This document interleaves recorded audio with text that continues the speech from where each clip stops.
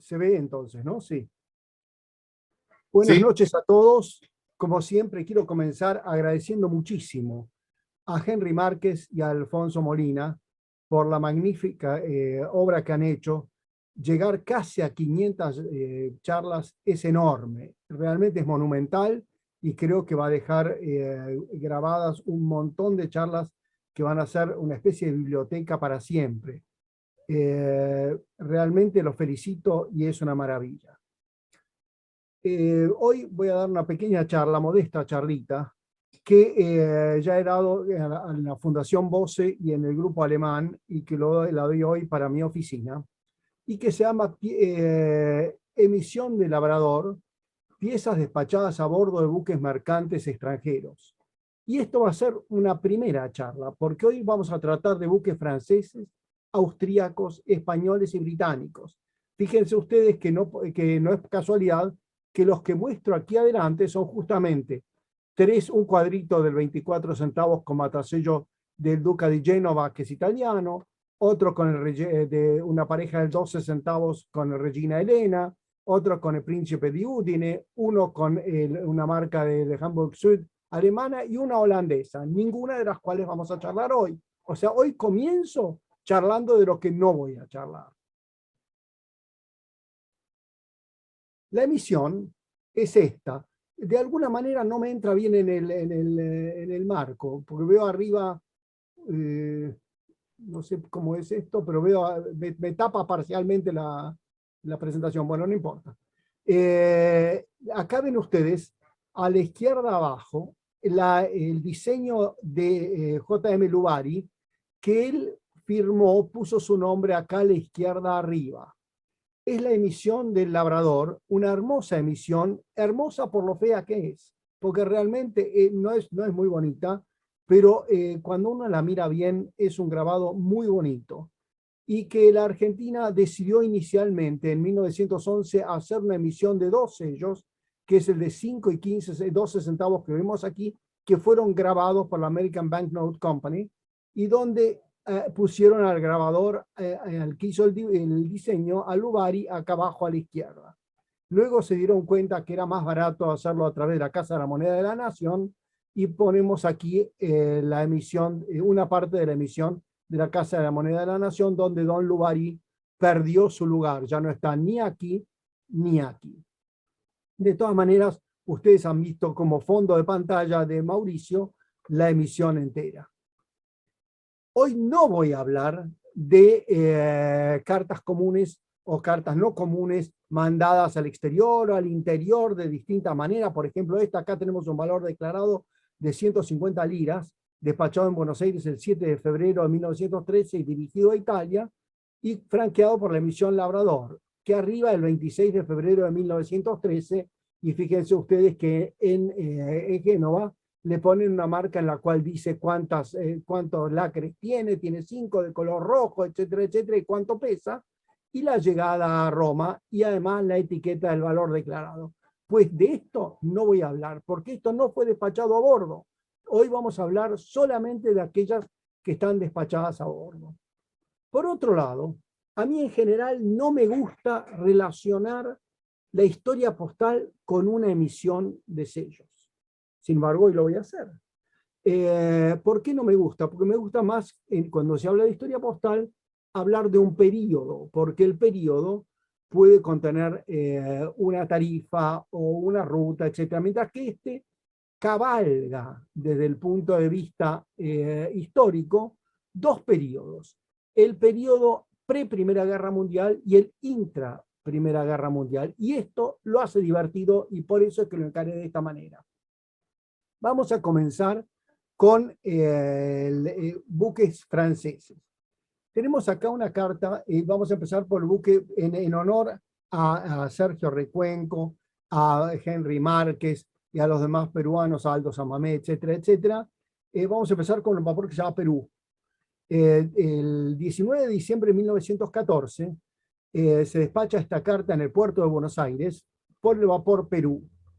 Los sellos están matasillados con la línea J número 5 de Buenos Aires a Bordeaux número 1, que en el catálogo, en el libro de Salies, es el 112 5 bis, y el porteo es de 12 centavos, en los cuales 7 están dados por sellos del Labrador, muy lindo porteo, y está mandada a Lyon y redirigida a Arandon en el Valle d'Isère.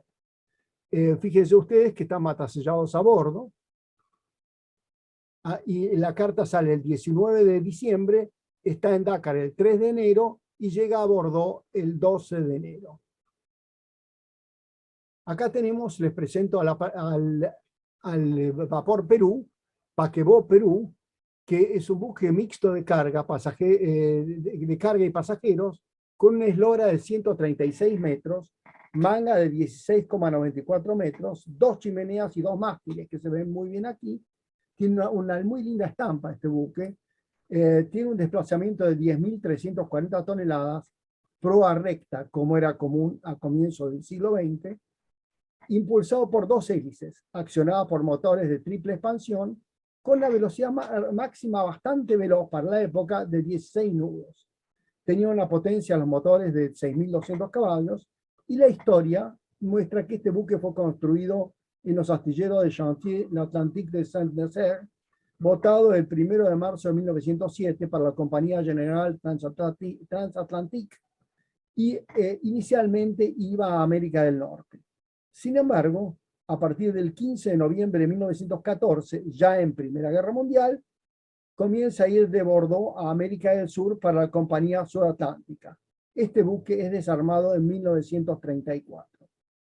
Quiero llamarles la atención que no era común, aún para los beligerantes, cruzar el Atlántico. ¿Por qué? Porque estaba lleno de submarinos enemigos. Entonces, realmente, aún los franceses bajaron muchísimo en los cruces del Atlántico, los alemanes dejaron de cruzar el Atlántico directamente, y los británicos utilizaron el sistema de convoys que acompañaban a sus buques mercantes para tratar de evitar el ser atacado por los enemigos. Acá tenemos otro buque, que es el vapor Garona, también francés, carta despachada el 4 de marzo de 1915 por el vapor Garona en Buenos Aires.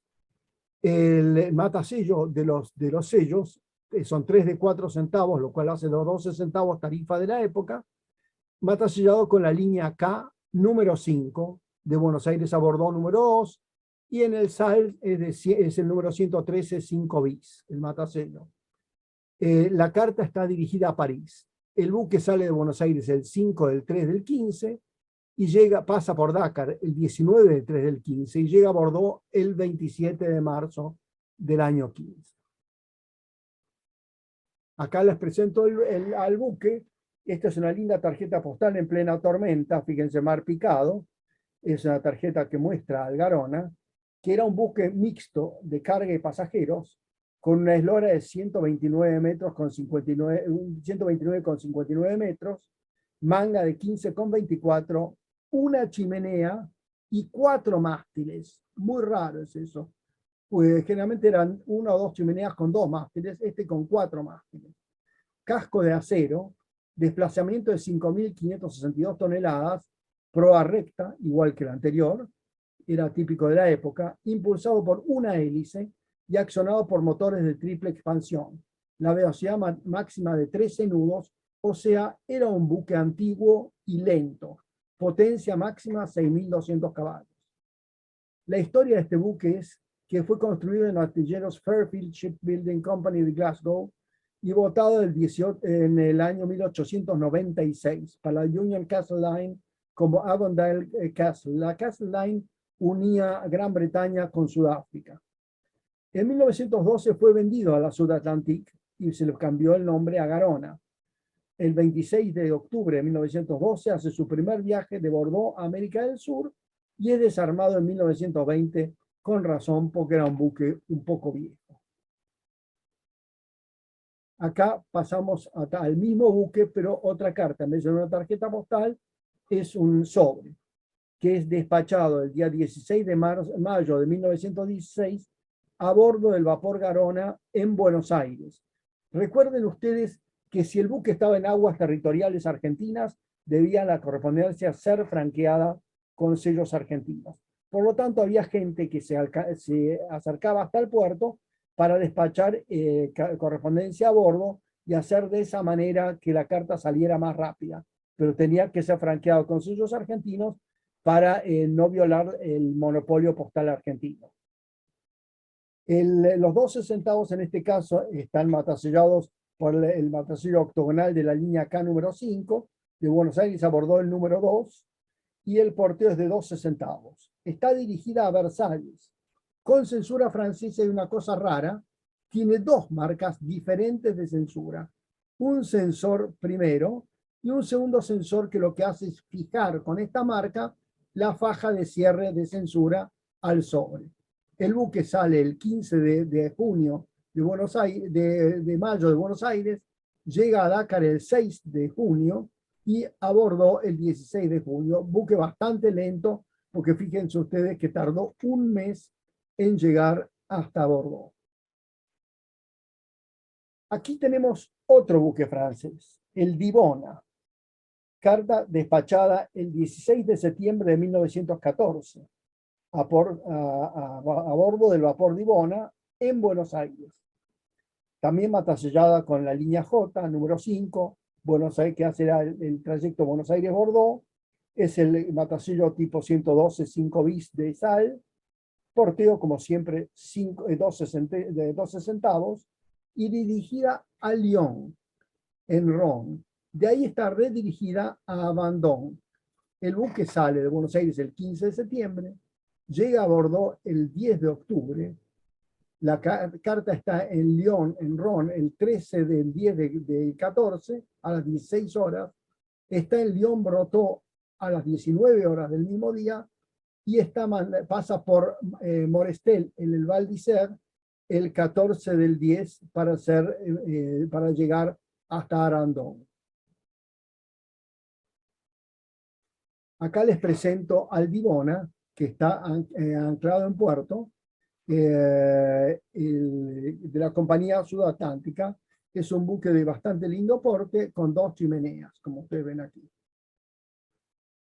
La historia del Divona es que fue construido en los astilleros de Fairfield Shipbuilding Company de Glasgow. Fue votado en 1886 para la Orient Line y denominado en ese momento bautizado como Hormuz. En 1912 es incorporado a la Sud-Atlantique con el nombre de Divona y el 19 de octubre de 1912 hace su primer viaje de Bordeaux a América del Sur. En ese viaje tiene problemas con el timón. Es reparado en Dakar y prosigue el viaje el 16 de noviembre. Fíjense ustedes que perdió un mes para reparar el buque en Dakar. El 23 del 3 de 1913 hace su segundo viaje. En 1916, la Armada Francesa lo incorpora como buque hospital. En 1919 queda en Marsella. Es parcialmente desarmado en Marsella y en 1922 es llevado a Génova, donde es desarmado totalmente.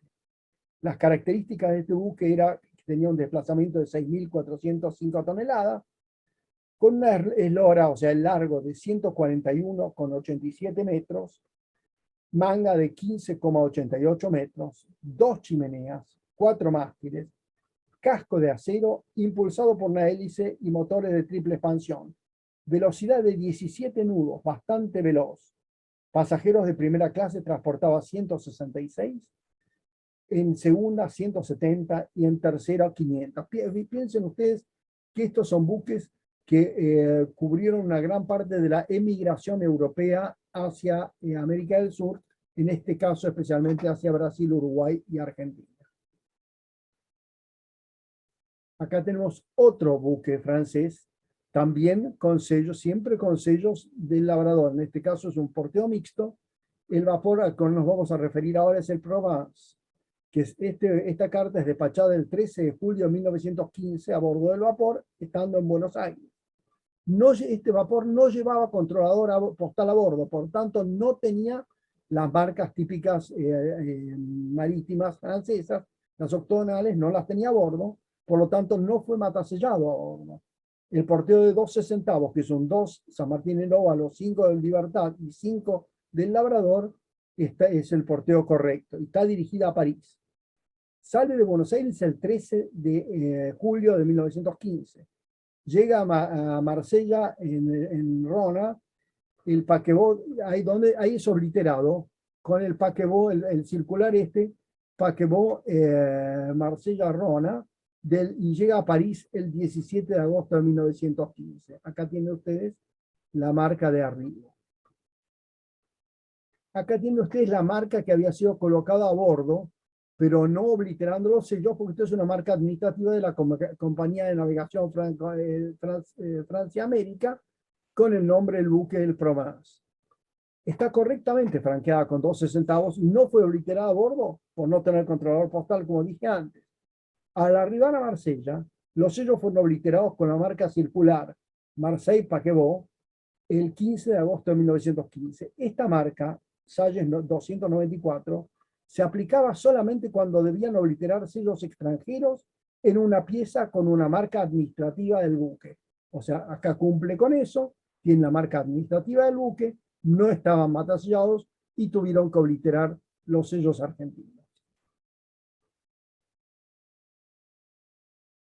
Acá vamos a ir es el mismo buque.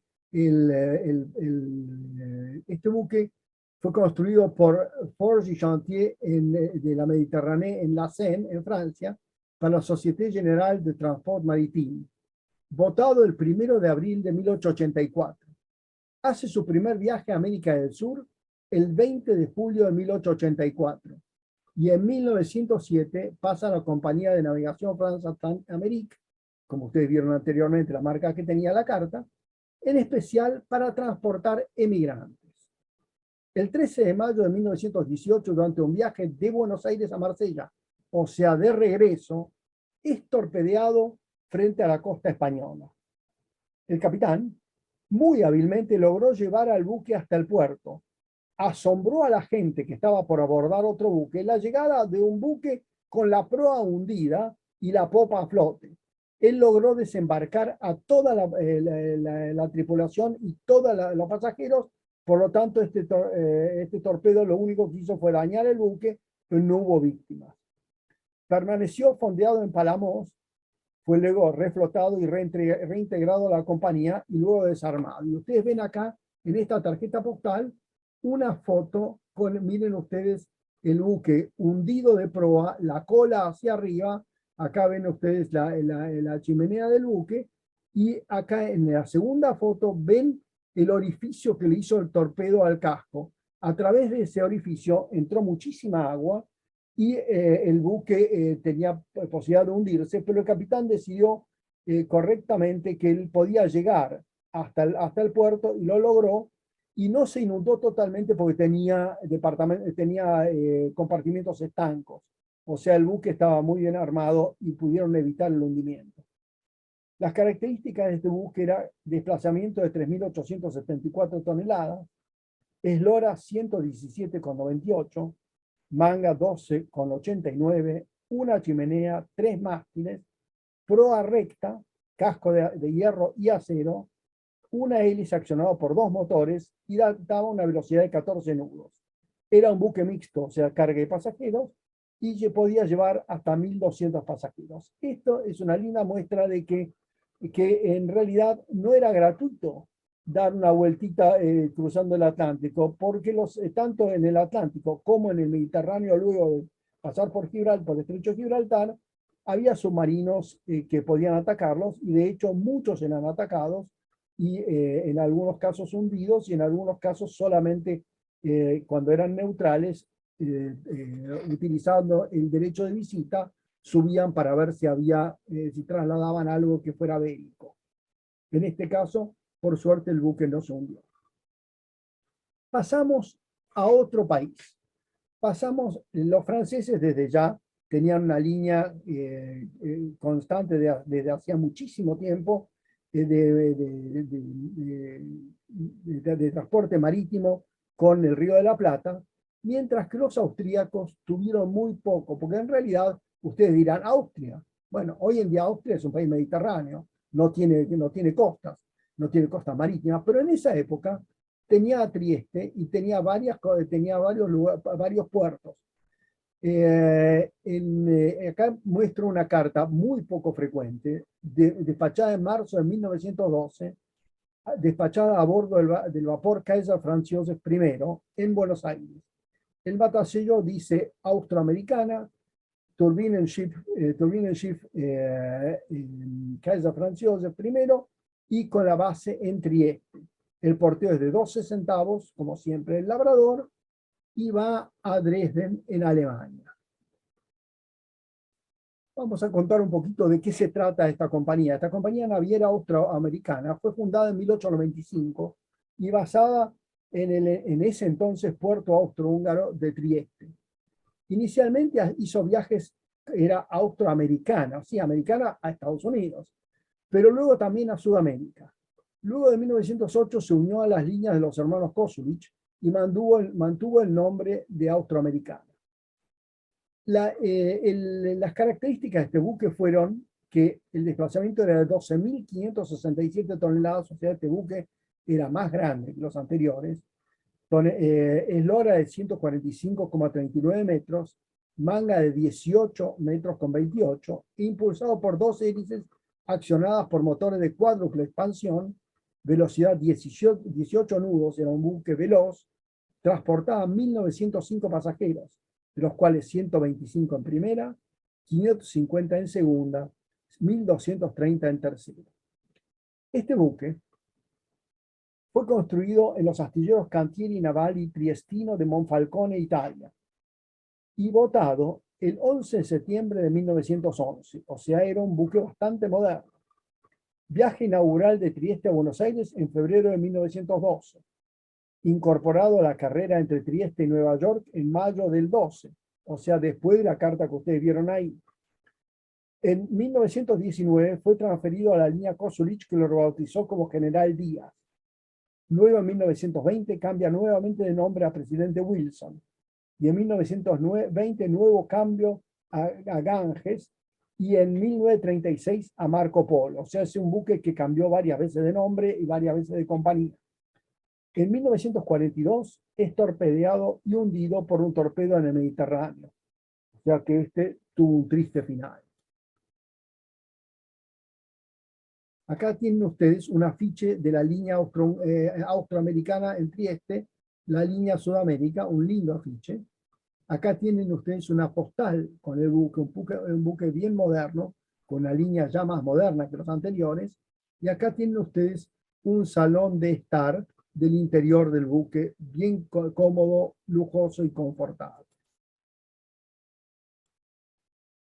Pasamos ahora sobre buques austríacos. No tengo otras cartas y realmente vinieron muy poco tiempo los buques austríacos a Buenos Aires, y especialmente en los cuales se pudiera despachar correspondencia. Todas estas cartas les digo que no son rarezas, pero no son fáciles de conseguir, despachadas a bordo de buques. Acá pasamos a buques españoles, en este caso el León 13.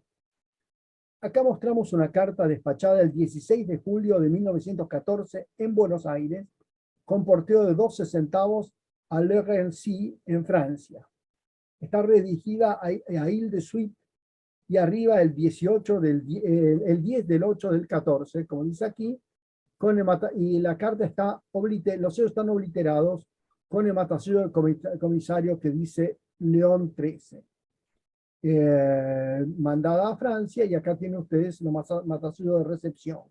Acá les presento el buque León 13 en una linda tarjeta postal.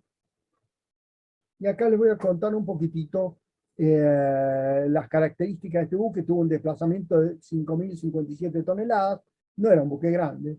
Eslora 125 metros, manga 14,05, calado de 7,75 metros, una chimenea y dos mástiles y casco de acero. Tenía una hélice accionada por motores de triple expansión que daba una velocidad de 14 nudos. Transportaba 117 pasajeros en primera clase, 58 en segunda y 1.000 pasajeros en tercera clase. La historia de este buque fue construido en los astilleros A.J. Inglis de Glasgow, Escocia. Votado el 31 de enero de 1888 para la British India Associated Steamers con el nombre de Taroba. En 1894 fue rebautizado Isla de Cuba, compañía transatlántica, usado en Filipinas. En 1896 la misma compañía lo rebautiza León 13, usado para el transporte de tropas a Cuba. El 2 de abril de 1901 inicia su primer viaje desde Génova a Cádiz y a Buenos Aires. Entre Génova, Barcelona y Buenos Aires en general. En 1913 su primer viaje Bilbao, Santander, Coruña, Montevideo y Buenos Aires. Siguió haciendo ese trayecto, en esa carrera, toda la Primera Guerra Mundial. España fue neutral durante la Primera Guerra Mundial. Hasta ahora habíamos visto buques franceses que eran beligerantes, habíamos visto un buque austríaco que era un país beligerante, pero la carta está mandada antes de la guerra. Y en este caso ya empezamos con países neutrales, España. Entonces, en 1931 fue desarmado en Italia. Sin embargo, durante la guerra hubo un episodio muy interesante con este buque, dado que un submarino alemán lo atacó con un cañonazo a proa, no dando en el blanco, no buscaba tampoco dar en el blanco, lo que buscaba era detenerlo. Lo detuvo a 10 millas de la costa e inspeccionó los papeles y la carga. Eso se llama derecho de visita. El beligerante tiene derecho a subirse al buque neutral para ver si no transporta carga que sea estratégica desde el punto de vista bélico. Y les permitió continuar viaje ante la sorprendida mirada de los pasajeros, que se pueden imaginar ustedes el susto que tendrían luego del cañonazo del submarino ese. Acá vamos a otro buque español. En este caso es el Príncipe de Asturias. Esta es una carta también despachada en Buenos Aires en septiembre de 1915, con un porteo de 12 centavos, lo cual era la tarifa para cartas al exterior. Como ven ustedes, es un entero argentino de 5 centavos del Labrador, más un sello de 5 centavos, más un 2 centavos. Está mandado desde Buenos Aires a París. Los sellos no fueron obliterados a bordo, pero sí por la censura francesa de bordo. Acá tienen ustedes la marca de censura, y tiene lindas marcas del vapor. Fíjense ustedes, acá tienen la marca que dice Vapor Español Príncipe de Asturias, y acá abajo tienen una marca circular también del Príncipe de Asturias. En el reverso se ve el tránsito en Vigo, en Pontevedra, el 15 de octubre de 1915, y ven la faja de censura de correos y telégrafos. La historia las características de este buque, vamos primero por la historia más linda, es de 8.371 toneladas. Acá tienen ustedes la imagen del buque. Es un buque bastante bonito, con dos mástiles y una chimenea. Eslora de 140 metros, o sea, el largo, manga de 17,74, 12 hélices, motores de cuádruple expansión, o sea, bastante moderno, y velocidad de 15 nudos. Fue construido en el astillero Russell & Company de Port Glasgow en 1914, o sea, construido en el mismo año que comienza la guerra. Votado el 29 de abril y el 16 de agosto, o sea, recién comenzada la guerra, pues la guerra comienza el 1 de agosto, en la Primera Guerra Mundial. El 16 de agosto inicia su primer viaje de Barcelona a Buenos Aires. El 17 de febrero del 16 salió rumbo a Buenos Aires con 395 pasajeros y 193 tripulantes a bordo. Llevaba un pequeño tesoro, 20 estatuas de bronce y 40.000 libras de oro. Hizo escala en Valencia, Almería, Cádiz y el 23 en Canarias. El 28 se cruzó en pleno océano con el buque gemelo Infanta Isabel. El 5 de marzo, en las cercanías de Bucios, cerca de Río de Janeiro, a las 4:30 de la madrugada, en tormenta y sin poder ubicar la costa, chocó con las filosas rocas que abrieron un rumbo todo a lo largo del buque. Se inundaron las máquinas, hubo explosiones y pudieron solo bajar un buque salvavidas. El buque se hundió en 10 minutos, con solo 143 sobrevivientes, que se considera este naufragio el Titanic español, alrededor de 500 muertos. Este buque había sido considerado buque insignia de la Marina Mercante española por lo moderno, lujoso y por la capacidad que tenía. Se perdió muy rápidamente, porque fíjense ustedes que esto ocurre en 1914, en el mismo año en que fue votado. Lo que nunca se supo bien, se intentó recuperar ese tesoro y no se sabe si buzos de tipo privados o quienes estuvieron por ahí dando vueltas, no se sabe si fue recuperado o no fue recuperado. Acá pasamos a otro buque, el Infanta Isabel de Borbón. Acá tenemos una carta despachada en Buenos Aires también, con franqueo del Labrador, 2 de 5 centavos, 1 de 2, porteo de 12 centavos, desde Buenos Aires a Lyon. Acá ven que fue redirigida. Los sellos no fueron obliterados a bordo, ni al bajar en Barcelona. Recién fueron obliterados el 11 de noviembre en Lyon-le-Breton y redirigida a Arandón. Arribó a Monestel en Isère el 12 de noviembre. Tiene la marca del Infante Isabel de Borbón, Servicio de Buenos Aires, con lo cual se le permitía colocar esta marca en destino. Este es el reverso con la llegada, a Lyon-le-Breton.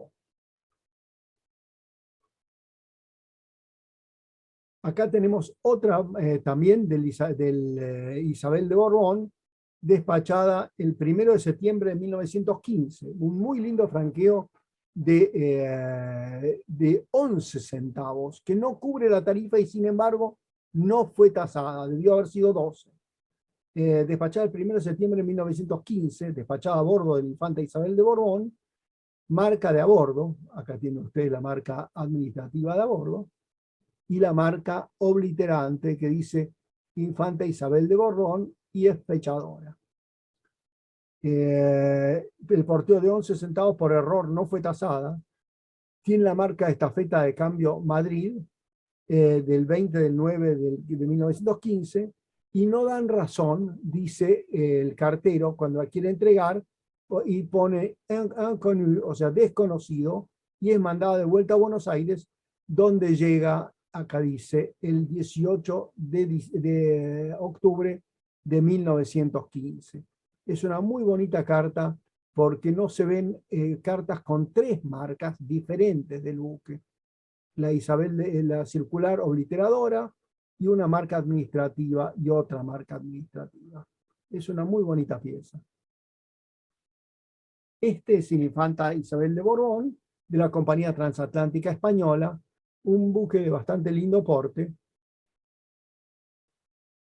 Y acá tienen ustedes un programa de fiesta de cruce del Ecuador, con imagen del rey Alfonso en la tapa, la travesía de Barcelona a Buenos Aires, septiembre de 1926. Este cruce del Ecuador es más tardío que lo que yo quiero mostrar, pero les muestra el programa de las fiestas a realizarse en la ocasión del paso del Ecuador. Y es muy interesante, porque yo se los voy a leer un poquitito lo que dice el programa, porque es simpático. Dice, por la mañana a las 8, alborada matutina, con alegres clarinadas que anuncian el comienzo de las fiestas. Se ruega a los señores pasajeros se sirvan bañar siquiera por esta vez. Se sirvan bañarse siquiera por esta vez. Se ve que no todo el mundo se bañaba. A las 8:30 desayuno en el comedor, con reparto de escarbadientes. Se suplica no comérselos. A las 9, misa solemne en cubierta. Eso va en serio. A las 10, gran paseo ecuatorial por las avenidas circulares del buque. Se tolerarán flirteos entre los jóvenes de 15 a 70 años. Los casados podrán asimismo festejar a sus respectivos consortes, sin previa consulta, sin previa censura.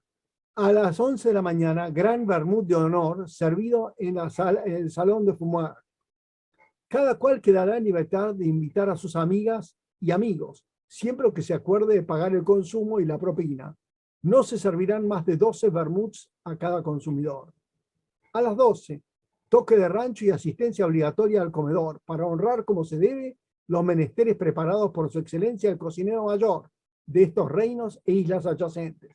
Después del almuerzo se podrá subir al acreditado establecimiento de Don Pepe, el cual servirá café y té y manzanilla y otros bebestibles. Bueno, y así sucesivamente, todas cosas más bien cómicas, y acá pone el pasaje, quiénes eran los pasajeros en ese viaje. Este buque fue construido en 1913 por Denny and Brothers en Dumbarton, Escocia. Votado el 28 de septiembre, viaje inaugural de Barcelona a Buenos Aires el 4 de abril de 1914, o sea, muy poco tiempo antes del estallido de la guerra. En mayo de 1931, luego que abdicara el rey Alfonso, fue rebautizado como Uruguay. El 30 de abril de 1932 hace su último viaje de Barcelona a Buenos Aires. Luego fue requisado por el gobierno republicano para ser usado como cárcel durante la guerra civil. Y durante la guerra civil siguió siendo prisión. El 23 de enero de 1939 es hundido a raíz de un bombardeo de las fuerzas nacionalistas durante la guerra civil. En julio del 39 es reflotado y luego desarmado en 1940. Las características eran de una eslora de 128 metros, manga de 18,65, desplazamiento 10.340 toneladas, o sea, un buque grande, una chimenea, 2 mástiles y proa recta, 3 hélices accionadas por 2 motores de triple expansión y potenciadas con 2 turbinas de baja presión. Velocidad 17 nudos, buque veloz.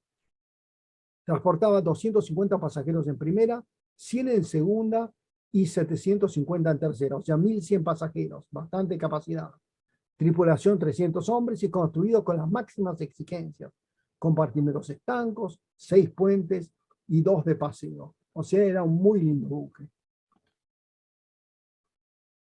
Como buque correo. El vapor Correo Infanta Isabel de Borbón, al igual que los demás buques españoles y aquellos de los países neutrales, tuvo un papel muy importante durante la Primera Guerra Mundial. Gran parte de la correspondencia entre América del Sur y Europa era llevada por estos buques correo. Debe tenerse presente que los buques mercantes de los países beligerantes no podían cruzar el Atlántico en forma segura, como lo hacían antes de la guerra. El buque contaba con estafeta postal del correo español a bordo. En ella podían ser despachadas las piezas postales que tanto pasajeros como tripulantes desearan enviar durante la travesía. Si el buque se hallaba en aguas jurisdiccionales, como conté antes, de un país extranjero, durante la escala, las piezas postales debían llevar el franqueo pagado con sellos de dicho país. En caso de hallarse el buque en aguas internacionales o en España, debían imponerse las piezas con sellos españoles. La estafeta contaba con sellos y diferentes marcas postales para obliterar los mismos. Era asimismo algo usual que alguna correspondencia escrita en tierra, como la que estoy mostrando aquí, fuera luego impuesta en la estafeta del buque para acelerar su entrega en destino. Aquí tenemos una brochure, un folleto de propaganda de la compañía transatlántica, y acá tenemos una postal con el salón de música de primera clase. Este folleto es la compañía naviera, y fíjense ustedes que era bastante lindo el salón de música de primera clase. Acá tenemos una carta despachada en el 1 de diciembre de 1915 a bordo del buque Reina Victoria Eugenia. La marca fechadora de a bordo, acá dice Reina Victoria Eugenia, con matacero obliterando el 12 centavos de labrador, es una fechadora de a bordo dirigida a Arnedo en Logroño, pasando por Calahorra. Acá tienen ustedes Calahorra. La marca de tránsito de Calahorra y arribo en Logroño. Van a ver ustedes que esto es una linda carta postal, interesante forma de correspondencia, porque esta es un cuadernillo que tiene 6 carillas. Las cartas postales habitualmente tienen solamente un exterior y un interior. Esta carta tiene 6 carillas. Es un cuadernillo típico, carta postal de 6 carillas enviada desde el Victoria Eugenia. O sea, esto, como ven ustedes, es el frente que les mostré. Este es el reverso que les mostré y esta es una de las carillas interiores de esta pieza postal. muy divertida. El Reina Victoria Eugenia, acá tienen ustedes una galería del restaurante, que es la tarjeta postal que fue despachada en Tenerife, Canarias, en abril de 1915. Y acá tienen una postal del vapor, que es, esta fue tomada de Wikipedia porque no tenía yo tarjeta con imagen del vapor. Todas las demás forman parte de mi colección. Las características del Victoria Eugenia. Ustedes van a ver ahora que el último que vimos fue la infanta Isabel de Borbón, ahora la reina Victoria Eugenia, y enseguida les voy a mostrar una pieza que involucra a ambos. En este caso, tenemos las características del buque, una eslora de 146,30 metros, manga de 18,68, desplazamiento de 10.137 toneladas, una chimenea a 2 mástiles, impulsado por 4 hélices accionadas por motores de cuádruple expansión, potenciadas con turbinas a vapor. Velocidad 17 nudos, pasajeros 250 en primera clase, 100 en segunda y 75 en tercera. O sea, este no tenía tanta capacidad. La historia fue construida por Swan and Hunter y Wigham Richardson de Wallsend-on-Tyne en Inglaterra, votado el 26 de septiembre de 1912. El 13 del 3 de 1913 inicia su primer viaje de Barcelona a Buenos Aires. En mayo del 31 es rebautizado a Argentina. El 3 de mayo del 32 inicia su último viaje de Barcelona a Montevideo a Buenos Aires, de donde parte el 2 de junio. En enero de 1939, estando en Barcelona, es hundido a raíz de un ataque aéreo de las fuerzas nacionalistas en la Guerra Civil. El 8 de septiembre de ese mismo año es reflotado y es desarmado en 1945. Acá tienen ustedes un folleto, un billete de pasaje para el Reina Victoria Eugenia, de una persona muy conocida, el doctor Moner Sanz y familia, para clase de lujo de la compañía transatlántica, y que era un pasaje desde Buenos Aires a Barcelona. Fíjense que él pagó en ese momento 1.200 pesos oro, mucho dinero por este pasaje. Y acá tiene la marca de la compañía transatlántica. Este es un pasaje del 2 de diciembre de 1913. Acá tenemos una pieza totalmente distinta. Esta pieza está despachada el 23 de junio de 1916, certificada, mandada de Buenos Aires a Buenos Aires. Matasello, Buenos Aires, República Argentina R, a las 4 p.m. con 17 centavos. En realidad está bien, tiene los 5 centavos internos más la 12 de certificación. Fíjense ustedes que está dirigida a la calle Bartolomé Mitre en 1250 en la capital. Membrete, y esto es lo que empezó a llamar la atención, Société Anonyme Internationale de Télégraphe Sans Fil, o sea, telégrafos sin hilos, con base en Bruselas. Y dice aquí Radio Letter. Eso ya la hace más interesante. Y está para ser marcada certificada.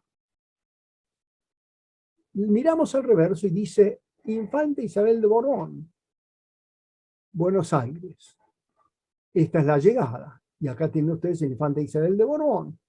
Pero acá dice, fue recibida vía el Infanta Isabel de Borbón desde el Victoria Eugenia. Entonces, esto es una carta, una radio letter. Fíjense ustedes, acá tienen Infanta Isabel de Borbón. Y es una carta que fue mandada de un buque al otro buque, porque uno iba hacia el oeste y otro iba hacia el este, y la carta quería venir hacia el oeste, hacia Buenos Aires. Entonces el Victoria Eugenia se dirigía a Europa y el Isabel de Borbón a Buenos Aires. Estas piezas son realmente muy raras.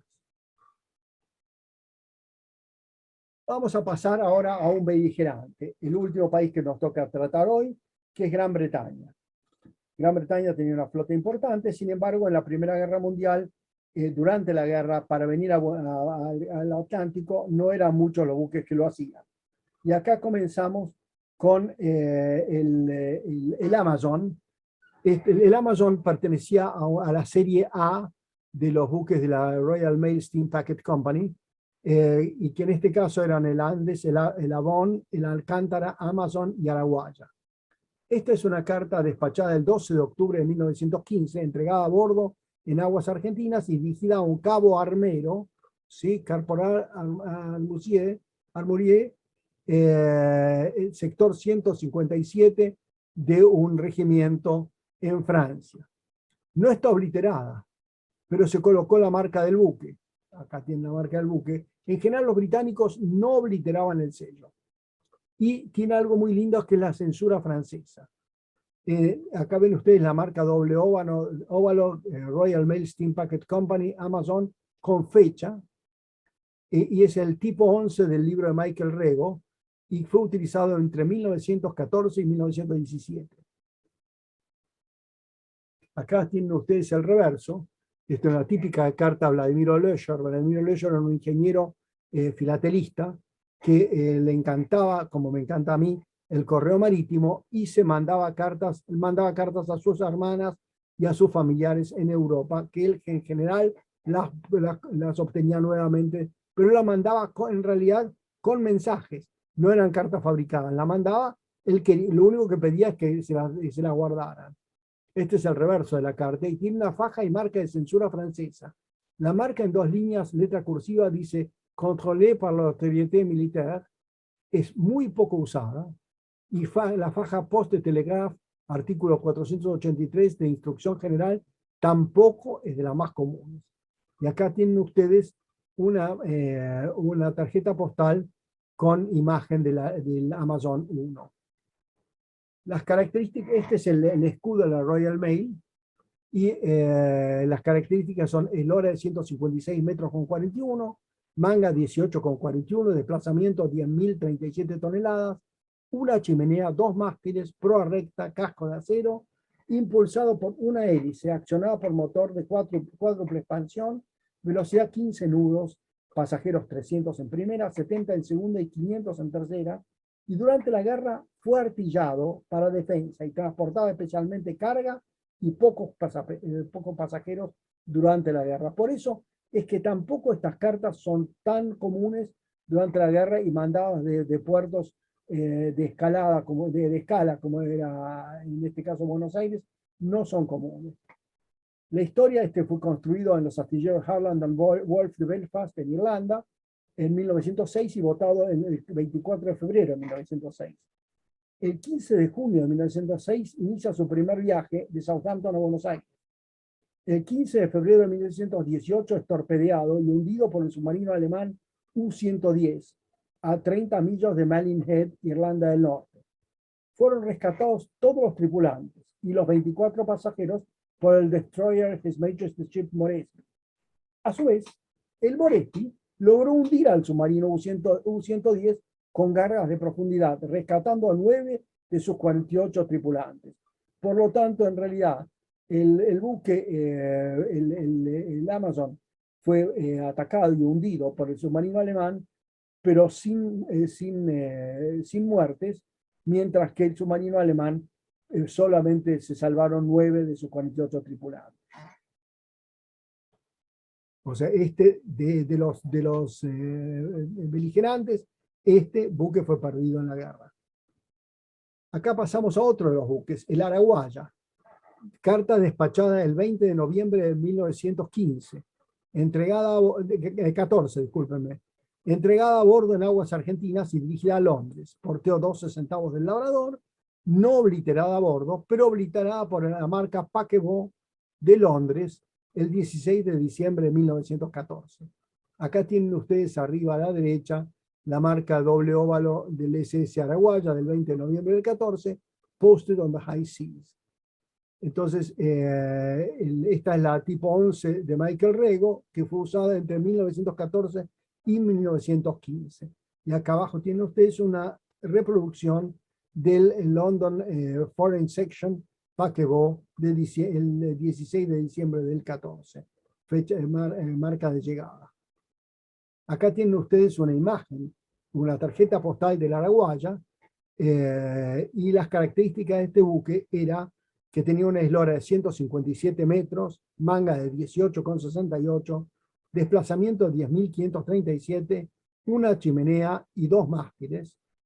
En general, fíjense ustedes, estos buques de la Royal Mail en esa época eran chimeneas muy altas, los llamaban la atención eso. Impulsado por dos hélices, accionadas por motor de cuádruple expansión, velocidad de 15 nudos, pasajeros 300 en primera, 100 en segunda y 800 en tercera clase. Fue construido por los astilleros Workman Clark and Company Limited de Belfast en 1906 y votado en julio de 1906. El 12 de octubre de 1906 hace su primer viaje a Southampton, Buenos Aires. Entre 1917 y 19 fue buque hospital para las fuerzas canadienses. El 15 de noviembre de 1919 es llevado a Belfast para reparaciones.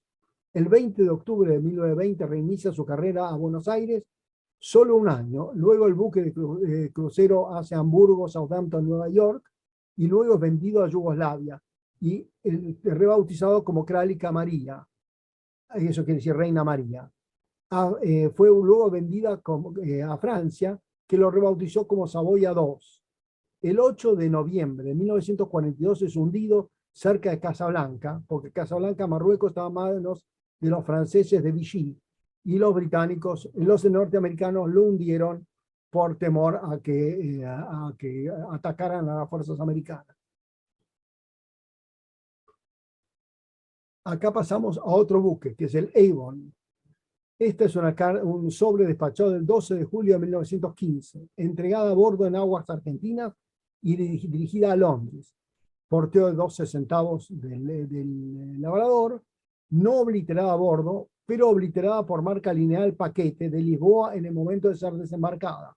Pero tiene la marca administrativa del buque, que es la misma marca antes tipo 11 de Michael Rego, con el doble óvalo de Royal Mail Steam Packet Company y fechadora. Y acá tienen ustedes el paquete que oblitera los sellos. Acá tenemos otra pieza del Avon, mandada el 16 de julio de 1915, entregada a bordo en aguas argentinas, dirigida a Lisboa en este caso. Porteo de 12 centavos, con 2 cuatros, 2 medios que hacen 9 y 3 hace 12, obliterada a bordo con la marca lineal del comisario, Royal Mail Steam Packet, o sea, las iniciales Avon. En el reverso marca de entrada, entrada en Lisboa, lo voy a mostrar luego el reverso, y en el frente dice desconocido, inconnu, y el rectangular retour al envoyeur, devolvido a remitente en portugués, y un circular 8 del empleado en Lisboa y marca de llegada a Buenos Aires el 30 de agosto, porque hubiera desconocido y vuelve a Buenos Aires. Entonces, esta marca no figura catalogada en Rego, son poco frecuentes las cartas, este tipo de cartas. Acá tenemos el reverso, otra vez una carta mandada por el ingeniero Leisure, en caso de no encontrarse el destinatario, devolver y no se encontró y la devolvieron. Y acá tienen ustedes una tarjeta postal de la Royal Mail con imagen de Avon y acá el interior de un dormitorio bastante lujoso y lindo dormitorio. Las características, acá tenemos otra vez un escudo de la Royal Mail Steam Packet Company. Las características del buque: 163 metros, es un buque largo, con 19 metros de manga, mucho más grande que los anteriores. Desplazamiento 11.073 toneladas. Una chimenea, 2 mástiles y proa recta, casco de acero, impulsado por 2 hélices, ahí dice 12, pero está mal, 2 hélices accionadas por motor de cuádruple expansión, con potencia 8.500 HP. Velocidad 16 nudos, pasajeros 300 en primera clase, 140 en segunda, 1.200 en tercera, y capacidad de carga de carbón de 4.780 toneladas. O sea, fíjense ustedes qué cantidad de carbón necesitaba para mover semejante buque. Este es el tercer buque de la Royal Mail Steam Packet Company con nombre de Avon, por lo tanto es el Avon 3. Y fue construido en los astilleros Harland y Wolff en Belfast en 1906. Votado el 2 de marzo de 1907 y destinado a la línea del Río de la Plata. En junio de 1907 inicia su primer viaje, Southampton, Buenos Aires. Con motivo de la Primera Guerra Mundial fue destinado al transporte de tropas. En 1915 es artillado y rebautizado a Boca, actuando como crucero auxiliar al servicio de la Royal Navy. En 1917 vuelve a hacer transporte de tropas con su nombre original, el Avon. En noviembre de 1919 reinicia sus viajes al Río de la Plata desde Southampton y realizó varios viajes de cruceros. En 1930 es desarmado. La bibliografía que utilicé para todo esto es el libro de Sals, el tomo 3, el de Bonsor, South Atlantic Seaway, muy buen libro, el de Michael Rego, que muestra las marcas del Royal Mail Steam Packet Company, Wikipedia, del cual saqué esa una imagen que mostré, y el Smith, Eugene, Passengers Ship of the World, Past and Present, y además un artículo que escribí yo sobre el Avon 3 en la revista El Sextante. Por lo tanto, de esta manera, hemos pasado a ver los buques austríacos, españoles, franceses y británicos despachados con labradores usados a bordo. Y nos queda para una segunda charla, que será próxima, con buques alemanes, holandeses e italianos. Van a ver ustedes que los alemanes son poco frecuentes, holandeses e italianos son mucho más frecuentes. Espero que esto les haya servido para algo y les doy las gracias por escucharme y por la paciencia. Muchas gracias a todos. Gracias a ti, Andy. Muchas gracias.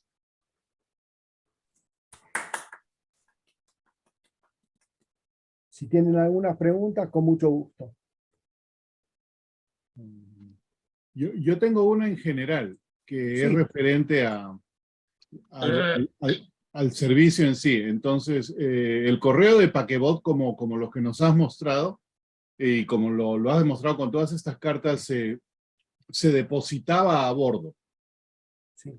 Y dependiendo de en qué aguas territoriales estés, podían usar la estampilla de la bandera del bote o del barco o del territorio en el que están.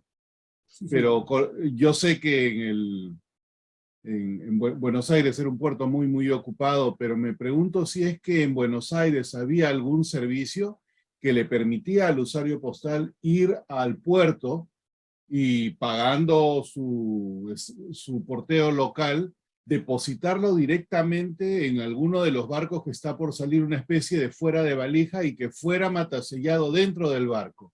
Sí. ¿Se podía hacer eso? Sí, señor. Se podía hacer, la gente iba al puerto y era una manera de acelerar la correspondencia. Si el hombre sabía que esta tarde sale tal buque para Europa, él se apersonaba en el buque, le entregaba la correspondencia, pero tenía que tener el franqueo argentino para no violar el monopolio postal argentino, porque si no, no lo hubieran llevado. Y fíjense que ustedes que había buques que tenían oficina postal a bordo y otros que no tenían. Los que tenían oficina postal a bordo generalmente obliteraban con la marca de a bordo de la oficina postal, y los que no tenían no lo obliteraban mayormente, y era obliterada a la bajada del buque en el primer puerto, y se matasseaba con una marca Paquebot o Paquete, si era en Portugal o Brasil, etcétera, para justificar por qué se oblitera un sello extranjero, ¿no es cierto? Ok. Y una curiosidad adicional, porque hago el paralelo con el Perú porque existe esto. En el Perú no se permitía eso, pero la única excepción era que si iban a la capitanía del puerto y la depositaban ahí o tenían un permiso, recién ahí les permitían ir al barco. Eso no existía en Buenos Aires. No había que pasar por la capitanía del puerto. No, se llevaba directamente al barco. Ok, perfecto. Gracias. Sergio. Felicitaciones, Andy, muy interesante como siempre, pero hoy día he tenido una curiosidad que no la tenía en otra de tus charlas sobre correo marítimo. ¿Hay alguna regla para ponerle nombre a los barcos? Hoy he visto Amazon y pensaría que es un barco para surcar ríos, pero no lo es. Entonces, ¿no hay ninguna regla o por qué le pondrían Amazon? No había reglas, pero había características de las compañías marítimas. Por ejemplo, la Hamburg Süd, la compañía alemana, nunca ponía nombres de fenómenos alemanes, siempre de los países que tocaba. Era una especie de rendezvous hacia los países que tocaban. Entonces le ponían nombres de fenómenos geográficos. El Cabo Polonio, por ejemplo, el Cabo Polonio es por el Cabo Polonio en Uruguay. Y de cada uno de los buques llevaba nombres de lugares extranjeros. Los ingleses tuvieron otra política. Ellos hacían lo que se llamaba series de buques. Entonces tenían la serie de buque A, Amazon, Arlanza, Araguaya. Entonces en un periodo le ponían con la A. Después venían los con la letra D, el Darro, el Desna, con distintas letras. Ellos así trataban de tener series de buques, pero no le ponían, no tenían, fíjate que Amazon sería por el río Amazonas, ¿no es cierto? Y el Avon es por la ciudad Avon en Inglaterra. O sea que simplemente era para ponerles un nombre que comenzaba con la letra A, pero no conozco que hubiera una regla para que tuviera que ser. Lo que siempre se dijo, que no era bueno cambiarle el nombre a los barcos, que no traía suerte eso. Pero bueno, ustedes vieron hoy, a varios buques se les cambió muchas veces cuando cambiaban de dueño, cuando se los vendía a distintos países, le cambiaban el nombre. Ok, gracias, Andy. Mauricio. Gracias. Primero, Andy, felicidades por la charla, muy interesante. Bueno, lo mencionaste al principio, que los sobres muchos no son difíciles de conseguir, pero ¿nos puedes comentar un poquito más de cómo los has ido consiguiendo? Si es que los tiene la gente como paquebote o los tienen como la serie de Labrador, o cómo los has ido adquiriendo. Yo cuando dije así, porque yo tengo la tara de ser jurado, y cuando uno es jurado tiene que diferenciar rarezas. Una rareza internacional es una carta digamos, con el Mauricio Azul o con el Penny Black el primer día de emisión. Rareza internacional, millones de dólares, ¿sí? Todo el mundo la quiere y hay una sola. En este caso yo dije que son raras porque son difíciles de conseguir, pero no son rarezas internacionales. No se consiguen mucho porque el periodo del Labrador justamente fue un periodo que cabalgó la Primera Guerra Mundial y ahí hubo mucho menos barcos, ¿sí? que vinieran. Entonces, cuando digo, ¿y cómo las conseguí? Por suerte la cámara está prendida, ¿sí? Yo me voy a poner un poquito de perfil y vos vas a ver esto. Y estos son un montón de canas. Y yo cuando trato mis canas digo, lo único que tengo que hacer es mirar mi cédula. Yo no tengo muchos años, la cédula sí, ¿eh? Claro. Y digo cédula a propósito, la cédula era un documento nacional, un documento de identidad que emitía la Policía Federal hasta hace muchos años. Hoy en día se usa el DNI, pero digo cédula a propósito para mostrar cuántos años uno tiene, ¿sí? O sea, que fueron muchos años para conseguir estos. Yo hace muchísimos años que trato de dedicarme de pescar lo que sea, digamos, correspondencia fluvial, despachado a bordo de buques fluviales y de buques mercantes y de guerra. Me interesa también algún día podemos hablar. En realidad, yo pensaba hablar de algo totalmente distinto, pero me acordé que este es un grupo latino. Yo quería hablar sobre la Marina Imperial Alemana en la Guerra Boxer. Y iba a dar 2 charlas, porque es un tema larguísimo y muy lindo.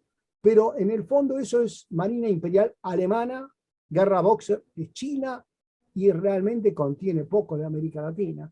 Entonces dije, cambié de tema. Y bueno, y se me ocurrió el cual voy a completar en la próxima, y le pido a Henry que por favor me cambie ese 5 de noviembre para una semana después o para cuando él quiera después, porque me apareció una cosa familiar que no puedo dejar de ir. Sí, vamos a... Eso no hay ningún problema. Vamos a ver que llenamos el 5, pero todo está perfecto, Andy. Gracias. Ahí la completo con los otros 3 países, con los 3 que mencioné hoy. Andy, una consulta más. Y en general estos sobres, bueno, la mayoría que mostraste y nos comentaste que están muy bien porteados. ¿Eso era común? Te lo pregunto porque aquí era común que cuando se porteaba en un paquebote, a veces se equivocaban con la tarifa. ¿Pero eso ocurría en Argentina o eran muy cuidadosos al hacer el porteo de las cartas? En general eran muy cuidadosos. Ustedes vieron ahí que hubo una sola que estaba mal porteada, que tenía 11 centavos en vez de 12 y no fue tasada, cosa que fue un error. En general, donde se ven muchísimo los errores son en los periodos inflacionarios. Ahí se ve muchísimo porque el buque parte de su puerto base con una tarifa y va avanzando y la tarifa va cambiando. ¿Sí? Entonces el tipo no tiene ni siquiera los sellos que cumplen con esa tarifa. O sea, y en eras pretéritas donde no era tan común la comunicación hoy en día con WhatsApp o con lo que sea, estarían comunicados y sabrían el cambio de tarifa. Pero en esa época no se enteraban tan fácil de cambio de tarifa. Me refiero en especial en las cartas de Primera Guerra Mundial o después de la Primera Guerra Mundial, buques alemanes, inflación alemana que era altísima. Bueno, hay muchas cartas que están aceptadas con error de franqueo, porque se aceptaba que el porteo debía ser pagado al valor del momento de la partida del buque de su puerto de partida. Ya. Muchas gracias. Y te quería decir que estas cartas aparecen, pero estas cartas son buscadas, porque esta carta, por ejemplo, el que hace historia postal argentina, la busca. El que hace el labrador, la busca. El que hace buques ingleses, la busca. El que hace buques alemanes, lo buscan todos, y lo busca Andy, que es una especie de aspiradora. Gracias. Y hay que saberlos identificar también, pues, ¿no? Porque a muchos se les puede pasar. Bueno, es el ojo, ¿sí? Después de unos cuantos años. Exacto. ¿Otras preguntas por ahí? Andy, bueno, y también esperemos que alguna vez que nos dé la charla de la Marina Imperial, ¿cómo es? Alemana. Eso quería preguntarle a Henry, ¿eso sería bienvenida o porque es un tema no latino? Porque yo tengo muchos defectos, y uno de mis defectos es que tengo demasiadas áreas de colección, ¿sí?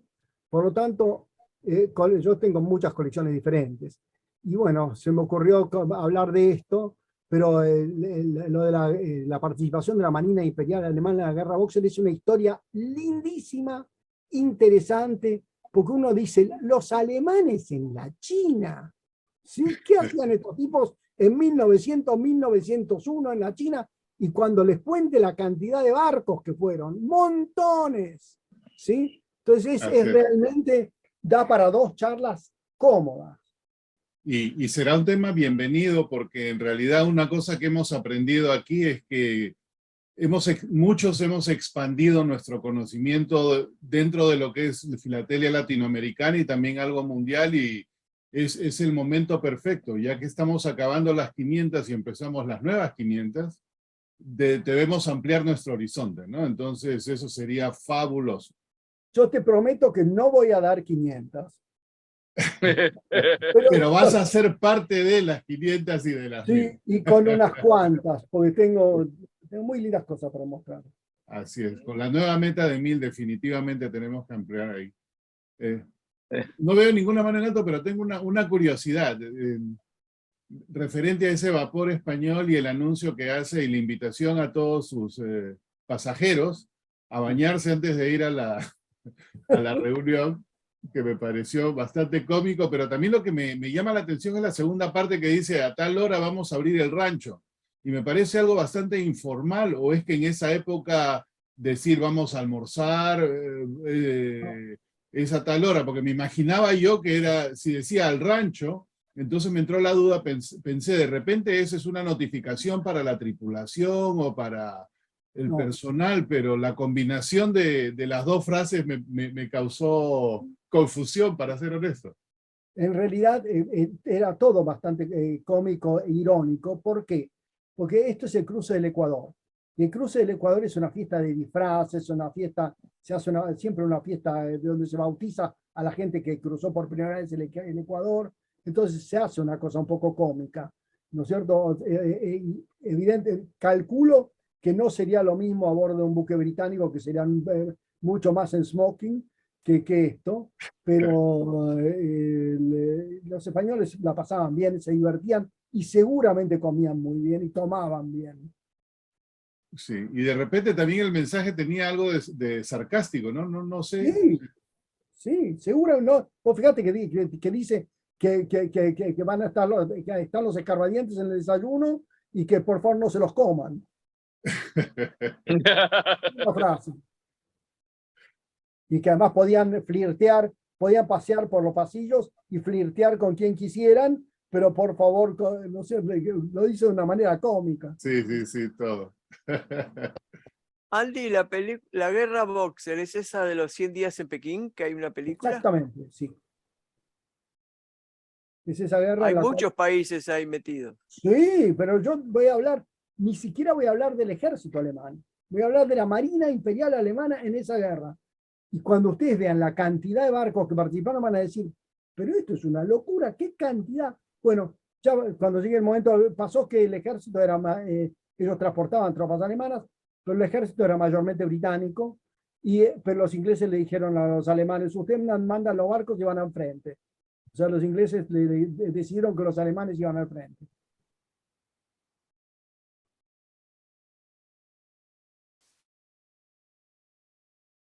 Chao, Jorge. Chao, Jorge. ¿Alguna otra pregunta o comentario para Andy? Okay, no veo a nadie más. Andy, muchas gracias y esperamos con ansia la parte 2 y la otra parte de la Marina Imperial Alemana. Muy bien, muchas gracias. Gracias a ustedes. Perfecto. Muchas gracias, Andy, muy linda. Y el día de hoy...